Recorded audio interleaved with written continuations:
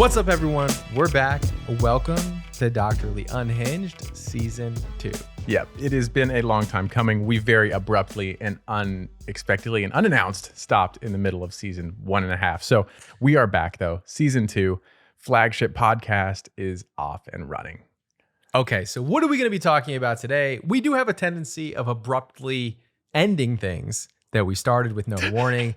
New Year's resolution, we won't be doing that this year. We actually have a ton of things in store for this year. So basically what happened was for probably about 1.5 years, 2 years, personally, I've been working on a bunch of different projects that are culminating this year. So essentially like all the work to get them all started and ready to go happened over the last 1.5 years. So you'll be hearing about them this year. So that's super exciting. And that's pretty much my major life update. Oh, yeah. You all don't even know this year is going to be exceptionally exciting. Like, I'm thrilled for this year.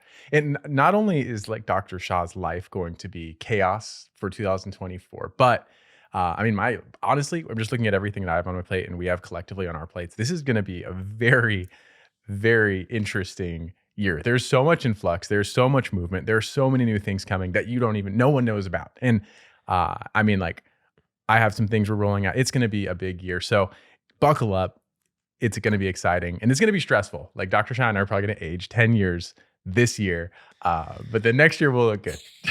I feel like I already aged like 10 years last year. So I don't know how many more years I can age, but I will say you're seeing essentially the maturation of the Dr. Lee duo here, because you're going to see the evolution of us kind of coming into our full forms, essentially kind of setting up what we're going to look like for the next several years, like the different types of industries we sort of venture into. So it's going to be exciting to have you all watch us and grow with us through this entire process. I think it's going to be interesting to see how everything ends up. Yeah. So we are leaving the cocoon. We are going to be bright, brilliant, beautiful butterflies. We're going to talk about your skincare resolutions. What do you need to be doing this year for your skin? What were you doing last year that you really need to leave behind? We'll also be talking about tweens and their overuse of skincare. Are we guilty of perpetuating this? I don't know. We might have a little bit of introspection on this topic. And then also Gen Z. We're honing in on Gen Z, not necessarily for anything they're doing wrong, but just from some unique, different nuances about this generation and how they're interacting with others, and also about how they're aging. How is Gen Z aging? We will be talking about this too. A little bit. So basically, to give you a little sneak peek, there are a few videos going viral on TikTok talking about how Gen Z actually looks older than millennials. And we're going to talk a little bit about whether we think that's true or not true, or why maybe that might be the case. So starting out with skincare resolutions for everybody. What things should we be leaving in the past? Dr. Maxfield, take it away. All right, I'm going to start with a complicated multi-step routine. Everyone kind of says this every year. And I think the first thing everyone should do this year is assess what you're doing, why you're doing, because you can cover most bases with 3 to 4, at most 5 steps, especially if you have like a rockstar consolidated product that's doing a lot for your skin. So reassess, look at why you're using what you've got, and you may be able to get rid of most of your skincare steps and still have healthy skin. I completely agree with that. Huge fan of skinimalism. And I think every year you and I say, this is the year of deliberate skincare. And it never seems to be the case.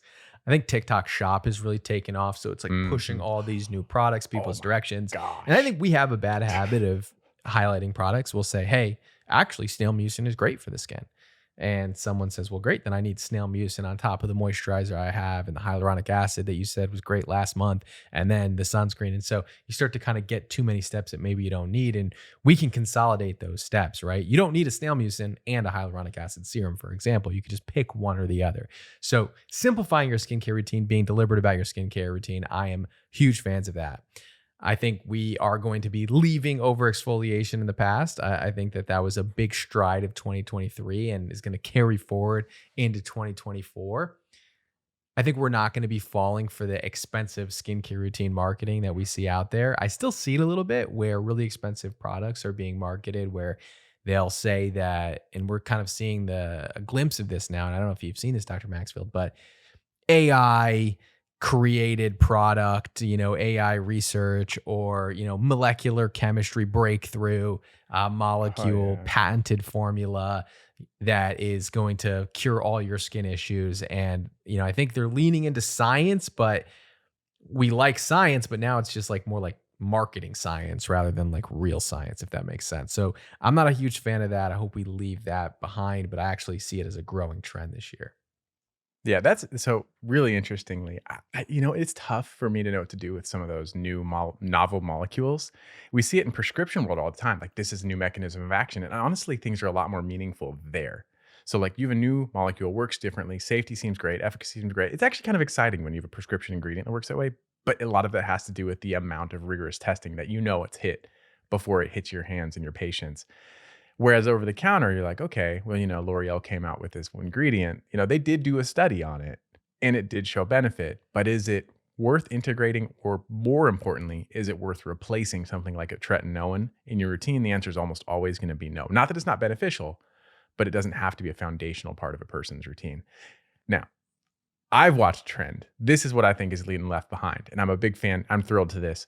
When I started social media, I felt out of place because I was active. I surf, I run, and like I really felt uncomfortable with that whole discussion because at that time there was so much fear mongering about, even as a dermatologist, I felt out of place.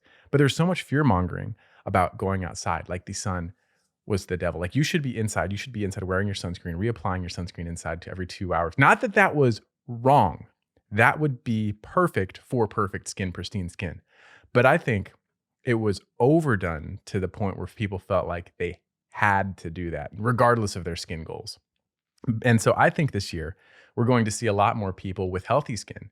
And it may not be perfect skin. They might suffer more dark spots and aging because of it, but they're going to be living life more. I think we're going to see a lot more active individuals integrating a good, healthy skincare routine. And I think that reflects the general population, like my farmers, my patients who are farmers, construction workers, fishermen, avid runners. They love their pickleball, they love their tennis, but they want healthy skin. You can marry both. It won't be perfect skin, but it'll be healthy skin. Yeah, I made a video yesterday on TikTok where I was talking about simplifying your skincare routine, and I said we start a skincare routine by basically the need for sunscreen and protecting your skin. And I didn't say in the video to like reapply sunscreen. I just said you need to wear sunscreen in the morning, right? Someone commented, well, like, don't you need to reapply every 2 hours? And then somebody else commented, I'm not going to do this because reapplying every 2 hours is insane. And I do think that that barrier makes it very difficult for people to enter. Let's say that you're a very active person, you play tennis, pickleball, whatever you do. And I tell you, you go from wearing no sunscreen to now having to reapply sunscreen vigorously every 2 hours. You're going to be like, that's too much of a life change. So I actually don't think it's something that most people are actually going to hit. So you have to set realistic goals for people. And so, like you said, yes, like reapplying sunscreen every 2 hours is like the perfect thing to do. But if you were to just apply sunscreen once in the morning, and I know we've said this before, you'd be better off than most people. And you would still get protection throughout the day. It just wouldn't be that SPF 30 or 50 throughout the entire day. You would lose a little bit of it, but not all of it. And they've done studies on this. So you don't lose all of it. So I would prefer that over no sunscreen at all. And I actually think that that's an obstacle that most people can hit. Most people can say, I'm going to brush my teeth and put on sunscreen afterwards. I think it's a realistic objective. So that would be my objective for everybody. Sunscreen once in the day this year. If you do that, you'll be better off. And I'll say one thing that I actually kind of fell off my skincare routine for a long time. I almost got skincare fatigue. I don't know if that happens to Mm, you, Dr. Maxfield, at all, mhm. but there were so many products that I was trying and I was so consistent initially when I got on social media. And then I went through a phase where I was like trying a bunch of different things and then I just like completely fell out of my skincare routine. And probably over the last 3 weeks, Hmm. I've been really consistent back with exfoliating once a week, using my retinoid nightly, wearing sunscreen every day. And even within that 3 weeks, I noticed a big improvement in my skin already. So you do see noticeable results pretty quickly. Yeah, I agree. I definitely agree. And I'm going to caveat what I said for all of you people who are going to come after me and say, "Well, you're saying don't wear sunscreen, don't reapply sunscreen." Absolutely not. If if you want to reapply sunscreen, you should. If you're outside, if you're actively outside running and you're or laying on the beach, golly darn it, you better be reapplying your sunscreen. Like that is extremely important. If you're in your cubicle and you're worried about reapplying your sunscreen every 2 hours, and that's your deterrent from entering skincare altogether, let's talk, because that may be unnecessary for what you're doing at that moment. All right. So your resolution for the year, give it to us. It doesn't even have to be skincare related. Oh, my personal one again? Oh, okay. I got to get tight on the diet again. So, like, I think anyone who is over 30, 35, like, experiences this. I mean, I exercise mostly every day, and I have for the past 15 years. And there comes a point where that's not enough to compensate. So I tightened up my diet really nicely for a large portion of last year. Then I slipped off completely. But I need to just be very deliberate with what I'm eating. And people are like, well, what are you eating? What are you doing?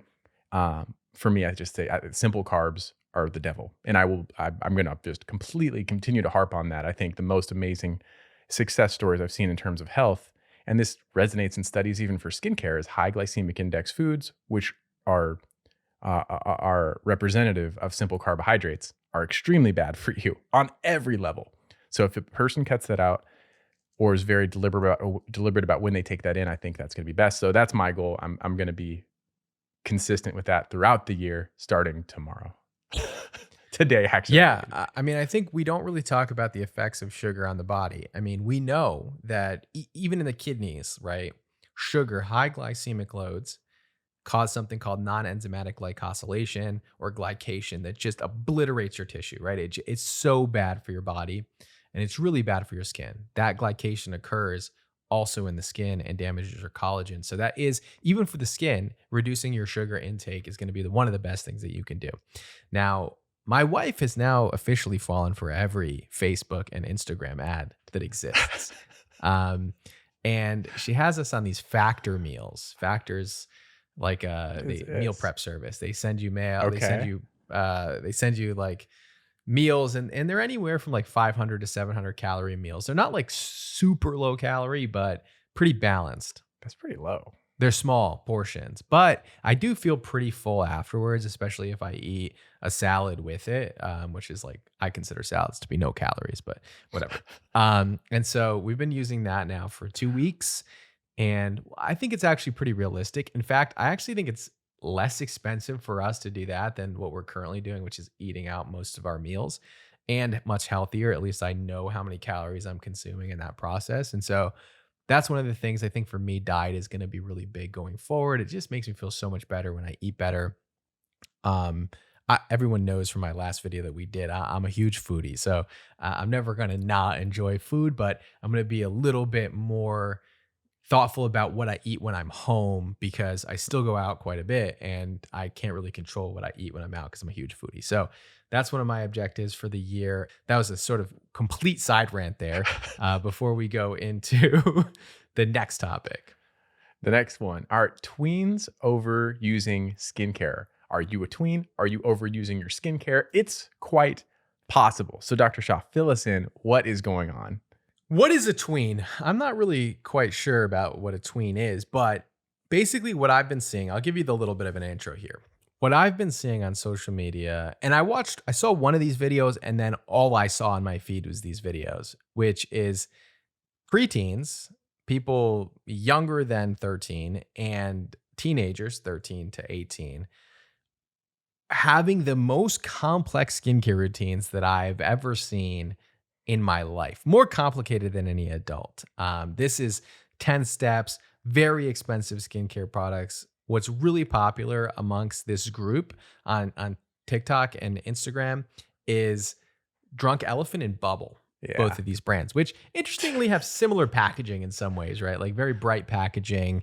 Price range is vastly different between the two. Obviously, Drunk Yeah, Elephant being very jeez. expensive, where Bubble is a little bit more of a mass brand that you can get in Walmart, but still not cheap, right? Like it's still something, especially if you're buying stuff that you don't need, it is costly for a lot of people. And what I actually found was a lot of people, where I live in Miami now, people were telling me at restaurants that their kids requested mostly skincare this year for Christmas and holidays. So there's a lot of like really young kids Hmm. super interested in skincare. And you would think as a dermatologist that we should be really excited about this. And I am, but I also think now we're kind of pendulum is shifted a little bit too far, right? Dr. Maxfield and I always been big fans of deliberate skincare, but also like minimalist skincare, 3, 4 step skincare routines, trying to achieve your goals. But these 10-step skincare routines get very, very complicated. They get very, very costly. And then a lot of times they end up causing more irritation. And then what people find is they lose a little bit of distrust in skincare. And I've seen this happen so many different times where people say, well, I had this complicated 10-step skincare routine. I bought all the products that everyone told me to buy. And then now all I do is I wash my face with Dove bar soap, and my skin was better with Dove's bar soap than it ever was with this 10-step skincare routine. And it's not because those products aren't good, but it's because you're using too many products, you're using the wrong products for your skin. And so I think it actually leads people to like give up on skincare, and they would have been much better off with like a 3-step skincare routine. Yeah. Now, I think this is actually a super important topic. The more you talk, the more I think about it. I think this is an extremely important topic because, if you're a teen, a preteen, mostly preteens, like what did we call them? They're tweens. So if you're a tween, what are your goals? It certainly at this point cannot be anti-aging because your body is actually still developing. It's anabolic, meaning it's growing. I'm living in a catabolic world. My body is breaking down and I'm trying to stop that from happening. If you're a tween, your body is growing in a healthy way, in an organized way, developing until it hits maturity. You really should not be addressing anti-aging at this point in your life. You can prevent it. Sun protection, sure, engage in that, do it. But the rest of the anti-aging routine probably can be left off the table. Are you dealing with acne? Is that your goal? That's perfectly acceptable. That hits this age group. That's a very reasonable thing to be starting with. But I think non-discriminately, which is represented in the complexity of their skincare routine, they're just using stuff. I actually have seen this as well with some of my nurses' relations. And I actually am very proud of one of my nurses. She's like vetting her young niece's skincare routine. She's like taking the glycolic acid. She's taking some of the products. She's like, oh, yeah, I'm not going to let you have these. And she's like, you can use these. So she's looking out for her family. But I think we, especially as we're engaging on these platforms, should be probably driving a discussion this year about appropriate starting ages and appropriate goals, especially for young individuals who are consuming these very colorful brands. Probably not in the right way. Exactly. So I guess the question then is, do you need a retinol? Because that's the common question I'm seeing. Do you Hmm. need a retinol if you're 15 years old?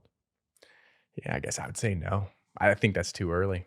Yeah. So, if you have acne, using a retinoid, adapalene, tretinoin for acne, and as a 15-year-old, completely reasonable thing to do.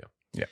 But when you're 15, your skin's looking great. You really don't need a retinol at this age. You really don't. Like, as for like preventative aging, barring any other issues, right? You don't have major texture issues. You don't have comedones. You don't have acne. You don't have dark spots. You're not forming wrinkles.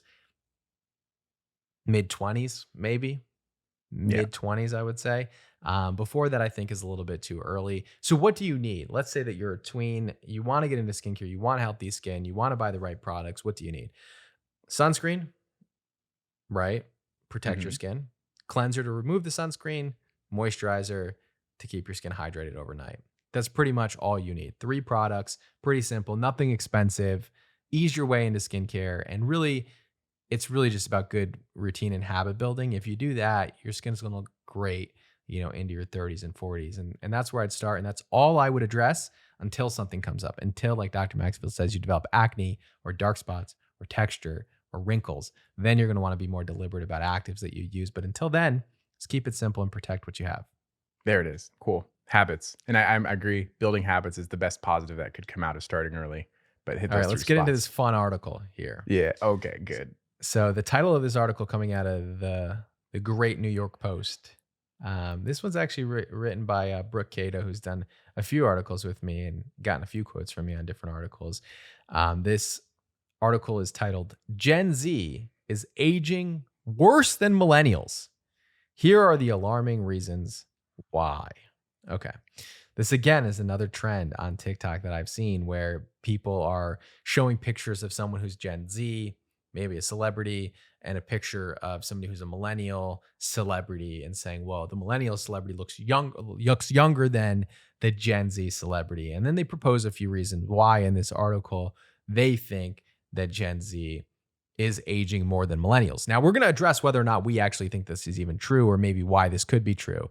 But I think there's a few nuances here. So first, they say the culprits are that Gen Z is doing more injectables like Botox and fillers earlier than ever before, which is contributing to aging, and that they're vaping more than ever. And that those are the two things that they called out as the main reason why we see an increase in aging. Now, I'll also propose some other things that Gen Z does that we maybe didn't do as much as millennials, which is have a little bit, and I could be wrong, maybe the data is not accurate on this, but a little bit because a lot of people are working from home and have home jobs, that there's a little bit more of a sedentary lifestyle. And I could be wrong about that. Maybe it's more outdoors or not, but um, I think that that could also be contributing. That's possible. Clarify something for me, and perhaps other people out there. How old are you? If you're Gen Z, like where does it stop? By the way, I was right. Gen A comes after Gen Z. I totally just made that up, and that was actually true. But how old are you if you're Gen Z? All right, Do let's you see. know? Gen Z is 1997 to 2012, which is anyone from 12 to 27 years old. Okay, it's 12 to 27. Okay, okay.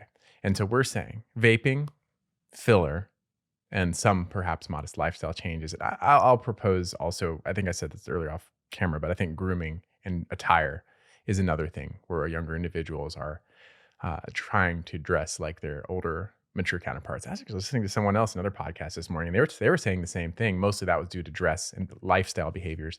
Now, okay, in this group, you have 12 to 18-year-olds. That's like almost half the group. Who in that group is getting filler, and who in that group is vaping? Um, so I think if this is true, especially in that portion, like that's a problem purely because they shouldn't be doing that. But the second part of it, I think the most interesting thing about this is actually the filler. Why do people get fillers? They want to look younger.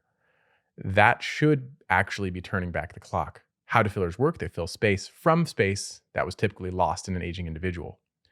So the counter side to this whole thing is if you're filling space that doesn't need to be filled, does it make you look older to a point where it's unnatural, or it's aging you well past where you want to be? I think that's actually an interesting consideration. I don't know if it's true, but it's possible. Are fillers actually just making you look old? I think it can, because what I would suspect is it's the equivalent of essentially gaining weight and losing weight. And we've talked about this before with Ozempic phase, how losing weight rapidly can make you look older. And so with filler, let's say that you're filled and then that filler dissolves throughout the year, or most of it dissolves throughout the year. Then you're going to look a little deflated, right? So if you don't replace that lost volume, you're going to look a little bit. Maybe it's subtle, maybe it's not. I will say though that Gen Z does a few things that millennials didn't do really well, which is I do think that Gen Z has more consistently used sunscreen Mhm. than millennials. I think millennials now use sunscreen. I think that Gen Z probably vapes a little bit more than millennials, but there are a lot of millennials that vape. But one thing that millennials did that Gen Z doesn't do really much at all is go booth tanning. Booth tanning was huge in my generation, Mm. and it's not something that's very popular amongst Gen Z. You kind of see it every now and then. Some people post about it and there's some interest in it, but I see spray tans much more popular in Gen Z, and that's much better for the skin than booth tanning with UV. So there are quite a few things that Gen Z is doing that's actually much better than millennials are doing. And so basically my conclusion here is I don't even think this is true, Yeah, honestly. that's a good question. Like that, like I was, I'm going off of this, headline and article, but I don't think this is true in my experience. I don't think that Gen Z is aging worse than millennials. I think it's probably about the same. I do think that Gen Z and millennials have aged better than the years before because of both sunscreen and smoking. Like smoking ages you so rapidly, and the older generation smoked quite a bit and didn't wear sunscreen at all. So I actually think that, and you weren't using retinol and all these things, and so I do think that there is more health, more knowledge about what affects the skin. People are more health conscious. People tend to be aware of what a better diet looks like, which does a big contributor as well, inflammatory diets. So I actually think that Gen Z probably doesn't look older in my experience. Hmm. Okay. I mean, now that you said it, I don't think that's necessarily false. You're probably correct. So this may be completely a myth that is going to be hard to prove or disprove because you can find pictures of anybody. You can find a picture of an old looking Gen Z person, a young but looking what Gen X or millennial. I don't remember where that end starts, but Yeah. it.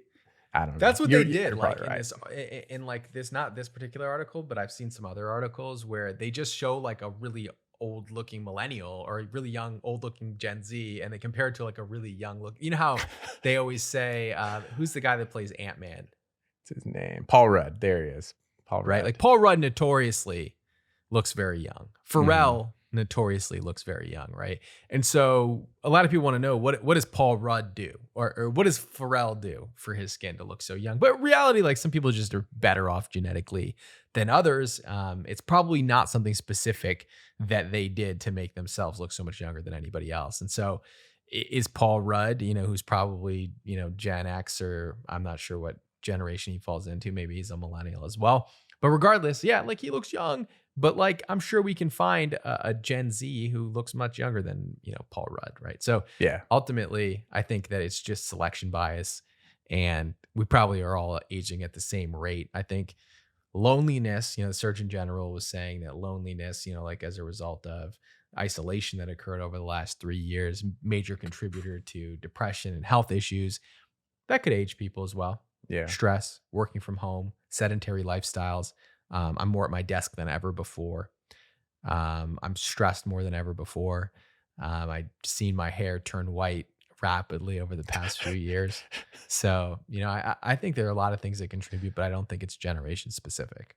Okay, there it is. Paul Rudd and Will Ferrell, young-looking individuals. Will Ferrell, oh, Ferrell, the I don't know the who singer, Ferrell is, rapper, yo. creative director of Louis Vuitton, owner No, of Human Race Skincare. No, none of that's ringing a bell. no. I'm happy, Pharrell, that song. No, I'm happy. You're happy. There's The no way. There's no way you don't know who Pharrell is. That's I don't know. crazy. Not a clue. Gen Z. So the next thing is actually a continuation of Gen Z. So, So we've talked about now the physical side of Gen Z. Is it really that different than the preceding generations? Yeah, I don't know. I agree. It's probably not. Now, the other article is an interesting one that I ran across today, and it's Gen Z are bringing mom and dad to interviews and is turning off employers, a new survey finds. So what this study is talking about, so it was a survey and 800 managers, directors, and executives. I actually feel like that's a pretty good number to do a poll. 800 different employers is pretty important. I think that's relevant. So if you're struggling to find work, or if you're actually going to be entering the marketplace, you should probably listen up. This has some pretty good feedback, and I find this actually relevant into what I am seeing as well in the real world. And Dr. Shaw and we've both been on both sides of this. Within the last 5 years, we've been on both sides of this. We're interviewing for positions, and now we're interviewing people for positions. So there are some really important nuggets here. So one of the findings, they said that 50% of individuals, or more than half, struggled to make eye contact during an interview. There should be no doubt in anyone's mind that this is true. I have actually been historically really good at eye contact. I know this for a fact. I know with patients, I'm really good at it. However, I know in social situations, I'm really bad at it. I'm like in a habit of staring at my phone. Even when I'm around people I'm enjoying and engaged in, I'm still on my phone. And I know that this is carrying over into the workplace. So eye contact is a killer. Like, it's extremely important to acknowledge the person in front of you, especially in the setting of a job. And I'll run through the rest of the list here, where Dr. Shaw can weigh in on the other ones. But more than that, so 50% struggled to make eye contact. Half showed up in inappropriate attire, which I know that I'm a very casual person, especially for my profession. And I kind of do this deliberately to feel out jobs sometimes and feel out people. But it's still like there is an expectation that you are putting effort into what you're wearing, especially on interview day. It doesn't have to be perfect, probably, but you have to put effort. And then 1/5, so 20% of people brought a parent to the interview. And that seems exceptional to me. I don't know. What would you do if someone brought a parent to an interview? with you? This How is do a you good perceive that? question. This is a good question. Yeah, and I want to talk about some changes in the workforce in general, in the younger generation. So, I've hired maybe 8 people this year, and have been on the hiring side for where I've been seeking out jobs for a long time. And I'll give you a classic example just to kind of address the attire thing. So Dr. Casals, you may have seen him on our Instagram channels, on various platforms out there. He also makes some content, but he trained the years underneath us. And I remember when I first met Dr. Casal, he came to the office just to do like a tour of the office, meet a few people when we were looking for a residence to join the program. Dr. Casal shows up in a full-fledged suit, tie, dress shoes.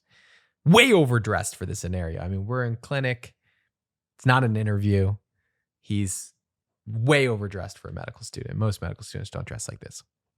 But, I took that as not okay, yeah, like he was way overdressed and he was out of place, but at the same time I took it as like this guy's trying to make his best impression, right? He took this day very seriously as an opportunity to make an impact. And to me, like even though he was overdressed, I felt as if it was a positive sentiment for me. Now, I have interviewed people in the past where, they're a little bit more casual, white t-shirt, maybe the t-shirt's not pressed. Um, but I also felt at the same time that they were extremely knowledgeable and skilled in what they did. Um, and I still felt positively about those people. But I will say that having an outfit that's a little bit unkempt, let's say, um, maybe it won't hurt you. It could hurt you for sure, but maybe it won't hurt you. In the past, it's never like changed my opinion on somebody. But having a really put together outfit will kind of move you potentially a step ahead. So I do think that the way that you appear certainly matters. Now, bringing your parent into, I think that would be so troublesome, to be honest. Like, and I don't want to be critical because I know that there's probably good reasons why people, I'm trying to understand why you might want to do that. And I can't think of a reason. I always try to like look at it from other people's point of view before I like come to a conclusion, but I can't think of a good reason why you might want to do that unless maybe you wanted their opinion on the situation. But what I can tell you is that when you are hiring people for a role, you want to make sure that they can do that role independently and that you can trust them because nobody wants to micromanage people that work with them, right? Everybody wants everyone being kind of a star player, getting the job done, being independent. And so I think bringing a parent with you makes it feel as if maybe you wouldn't be able to do that in the work setting. And that would be probably a major red flag to me, unless there was a good reason why they might have done that. I don't know. What are your thoughts? Right. I think, it shocks me that 1/5 of people did this in a large amount of people in this larger study. But like, I still think it's so out of place. It's almost shocking where you feel like you have to have an explanation right away. And I don't think you want to start your first encounter where you're offering up an explanation for something extraordinary before you get the chance to propose and put forth who you are and what you bring to the table. It's almost like it's almost similar to the dress thing in that if you're overdressed, it without saying, it's a nonverbal cue that you care. If nothing else, it shows that you care, and that's actually like a respectable and important quality. Simple. The conversely, like if you are wildly underdressed, you are going to, like Dr. Shah said, you can have wonderful qualities, and those can certainly compensate for the attire. But already you're starting off the introduction with, do my other qualities compensate for this one thing that made my first impression? And similarly, if you bring a parent into the room in an interview, you're going to have to explain it, and you're going to have to again compensate in your other characteristics and qualities that you bring to the table to kind of supersede that fact. Yeah. I just, it's never happened and I don't know how I would necessarily react to it.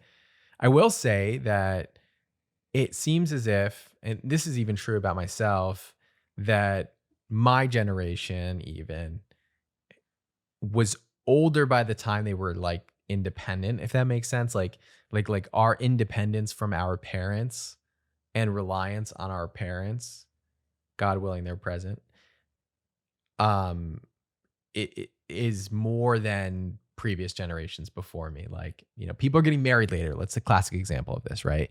People take longer to get married. People leave the house later. Like, a lot of 30-year-olds live at home. And so I think there is this like lag of independence that is occurring. And there could be, I think financially is a big issue, right? Like with inflation, it becomes more and more difficult to become independent of a family. Like, a lot of people can't support themselves. And so I think that is maybe a major contributor. But I do know that even me, like I was going to see my pediatrician until I was like 22, right? And my pediatrician eventually was like, "Hey, you need to find like a adult Wait, doctor. what? Like you're like an adult." Wait, you? Yeah. And even now, I mean, to add to this, right? So like I'm not, I don't think we're criticizing. I think we're giving tips here more than anything, not criticizing to criticize, but more genuinely curious about this. Um, I am still on my parents' phone plan, right? Bro. So, I pay my own rent. Honestly, like Oh, I pay yeah? my own car bills. The only thing I don't pay for is my phone bill, just because I'm still connected on my parents' family plan. I never switched the number, right? And um, Yeah. I think for a long time, I was very, very reliant on my parents to, maybe do simple things that, I didn't try to learn myself. And I think my parents were trying to be as helpful as they could. But that maybe kept me from being independent for longer than I should have probably. To be clear, like I'm independent in every other way other than my phone bill. I just want to be clear to the audience right now. But I do think that independence is taking longer. But overall tip, don't bring your parent to an interview unless there's an extremely good reason why.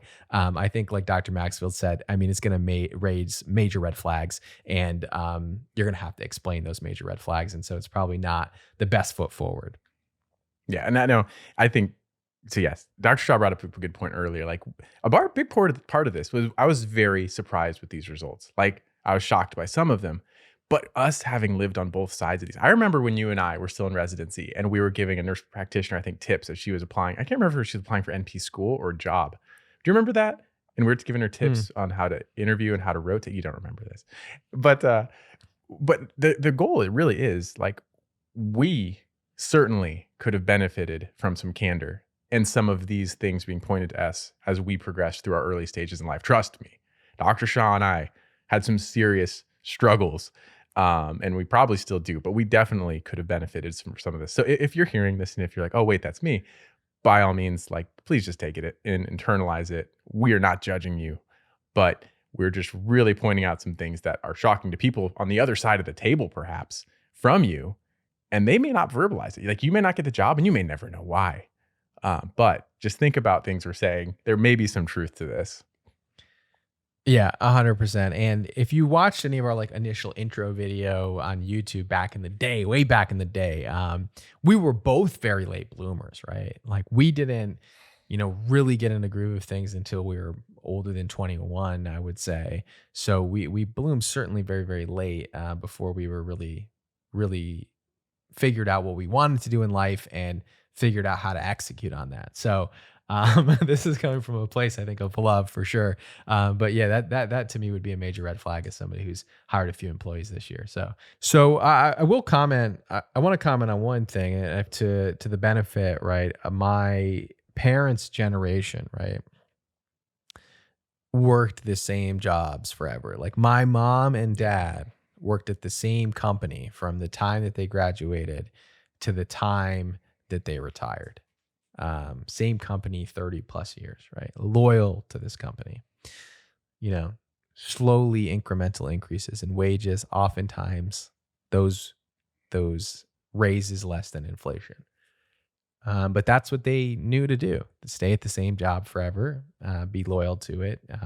That company would be loyal to you. They'd give you a pension at the end of the day. And slowly, these companies cut away pensions and kind of left their employees out to dry. What I will say about Gen Z is that they are much more focused on themselves because there is some truth in this, and I've seen this on social media as well. During your funeral, your job will be, advertising to replace you essentially, right? So let's say, for example, you, God forbid, died on the job or died while you were employed. Um, they're not going to, they'll mourn your loss, they'll be sad that you left, right? But at the end of the day, they're going to need to replace that role, right? Like that's the truth about all of us, right? And so, I think that prioritizing yourself is super important. It's not something that my parents' generation did. And I do see in Gen Z and millennials, but Gen Z very much prioritizing themselves. Now, is it too much? Is there some type of middle ground of, you know, I think the average, some people are only staying at jobs for like a year, 10 months. Like, is that too quick of a turnaround to really establish and build a relationship, grow within a company? So has the pendulum swung too far? Probably, but I think that prioritizing yourself and your family and the things that matter to you, and having a work life balance, and not waiting until you retire to travel and do the things that you want to do and pursue your passions and have hobbies, I do actually think is something that's super important. And I think finding a balance between a job that you love, employees you love to work with, but also prioritizing yourself is really the way forward. And it's something that I think that Gen Z is really kind of taken by storm. So I think, there are pros and cons. Oh yeah, definitely. They've revolutionized the workforce. I think we're always shocked when we run into these early 20-year-olds who are in executive positions at these brands we work with. I'm like, wait, you're 19? You're the VIP? What am I doing with my life? But no, there's definitely pros and cons here. One of the most shocking things that I always want to know, and maybe some economists can weigh in, maybe someone who's older can. How was it that these small mom and pop shops, they're not corporations? 100 years ago, these are small mom and pop shops. They'd keep you on as an employee. You would make a reasonable living, and they would pay that shop would pay your pension for the rest of your life after you retired. What happened that mom and pop shops can't even function, let alone pay a pension? I don't know. But I am baffled that that was ever a part of life and society. And I'd like to get back there. I would love to see that. Yeah, no, I think in the end, the loyal employees got shafted. Mm, And I don't know that we'll ever see a world like that again, quite honestly. I think people prioritize profit over, the family that a workplace used to be. So maybe they'll bring those things back, but I don't see it. And I see mostly, like, when I'm reviewing resumes from different positions, most people are staying at their jobs for a year to 2 years maximum now. hmm, And moving on to higher paying jobs. And, they've done studies that have shown that somebody who switches jobs every, let's say, 2 to 3 years for 10 years versus somebody who stayed at the same job for 10 years, invariably the person who switched jobs is going to make more money at the end. That doesn't mean that you hmm. should switch jobs, but it's just saying that, like, it does probably lead to better, higher salaries. That doesn't necessarily mean like the pursuit of salary is meaningful, right? Like, if you're at a position where you feel like you're valued, you're doing what you love, you're working at a company where you feel like you're making a difference in the world. Where, for example, my sister, she took a lower paying job because she felt, working for a nonprofit organization, she felt like she was making a better difference than she was at one of these for-profit places, right? So she's Gen Z, and was prioritizing essentially the mission of the job over the pay of the job or the position Hmm. or this, all that. So I do think the priorities are slightly different. So it'd be interesting to see kind of where things go, in general. But I've seen some bright, very bright Gen Z, people that I've interacted with through various, like you said, working with brands or other companies. It's incredible to see. So let us know what you think about. Let us know in the comments what you think about bringing your parent, and conversely, and we won't address it, bringing your child essentially, which I have seen, and hasn't negatively impacted the way I viewed that person at all. But bringing your child essentially to an interview, because you weren't able to get daycare or whatnot. So I think it's also an interesting discussion, but totally has nothing to do with skincare. It's just something to think about. Yeah, there it is. That's how we roll. It's a mixture of life, advice, just questions about life, and then skincare. That's this podcast for you. So today we covered basic life updates, what you should be doing this year for your skin, tweens over using skincare, and then a little bit of a microscope on Gen Z. And so we hope you enjoyed this. We greatly appreciate you. I hope you're excited for this new year. We are extremely stoked to be back on the podcast. This is actually really nice for us because we get to kind of catch up every week. It's actually a nice treat just to like be together and talk together. So I hope you enjoy us, our dialogue, and our discourse. But this is a Dr. Unhinged podcast. Welcome back to the new year. We love having you here. And again, it's just me and Dr. Maxfield hanging out. So it's our fun time. It's our bro time. So leave comments. Let us know what you want us to talk about next. And we'll see you in the next episode.